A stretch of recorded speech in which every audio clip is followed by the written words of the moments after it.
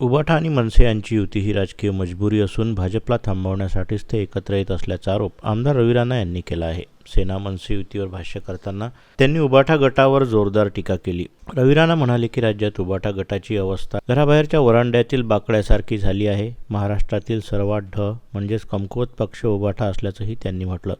उबाठा मनसे युती ही केवळ मजबुरी असून भाजपच्या वाढत्या प्रभावाला आळा घालण्यासाठीचा हा प्रयत्न सुरू असल्याचा त्यांचा आरोप आहे. बाळासाहेब ठाकरे यांचे हिंदुत्वाचे विचार हे भाजपमध्ये असल्याचंच सांगत उबाठा गटानं काँग्रेस आणि राष्ट्रवादीला सोडचिठ्ठी देत आता मनसेसोबत युती करण्याचा मार्ग स्वीकारल्याची टीका रवी राणा यांनी केली. उद्धव ठाकरे हे सत्तेसाठी बेचैन झाले असून त्यांना महाराष्ट्राच्या हिताशी काही घेणं देणं नाही असा आरोपही त्यांनी यावेळी केला. मुंबई महानगरपालिकेतून उद्धव ठाकरे यांना दररोज उत्पन्न मिळतं आणि त्यासाठी वसुलीचं काम नगरपालिकेच्या माध्यमातून सुरू राहावं यासाठीच हे सर्व राजकारण सुरू असल्याचा घणघणाट रवी राणा यांनी केला.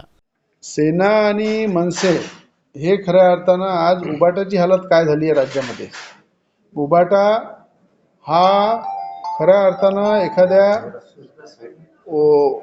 वरांड्यामध्ये जो हे असते त्याला आपण काय वरांड्याचा जो ज्या ठिकाणी बाकडा बसला असते, बाकडा ठेवला असते, घराच्या बाहेर वरांड्यामध्ये जो बाकडा असते तशा प्रकारची उबाटाची हालत झाली आहे. आज तुम्हाला माहीत आहे की महाराष्ट्रामध्ये या ठिकाणी सगळ्यात पक्ष म्हटलं तर उबाटा आहे आणि त्या ठिकाणी आजची जी मजबुरी आहे मनसेची आणि उबाटाची जे युती आहे हे यांची मजबुरी आहे आणि त्या मजबुरीला ते एकत्र आणून प्रयत्न करत आहे.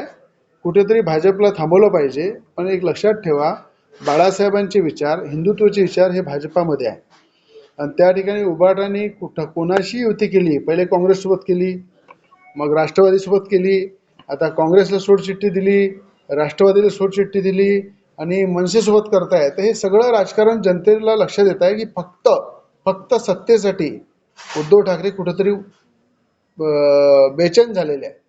त्यांना फक्त कुठंतरी महाराष्ट्राची काही घेणदेण नाही आहे. पण मुंबईमध्ये उद्धव ठाकरेंची जी खऱ्या अर्थानं तिजोरी आहे, त्यांची जे रोजची जे इन्कम आहे, जे वन साईड इन्कमिंग जे आहे ते मुंबईच्या महानगरपालिकेला मिळते, ती बंद झाली पाहिजे आणि आपला वसुलीचं काम महानगरपालिका मुंबईच्या माध्यमातून चालत राहिलं पाहिजे. म्हणून ही युती आणि हा संघर्ष चालू आहे.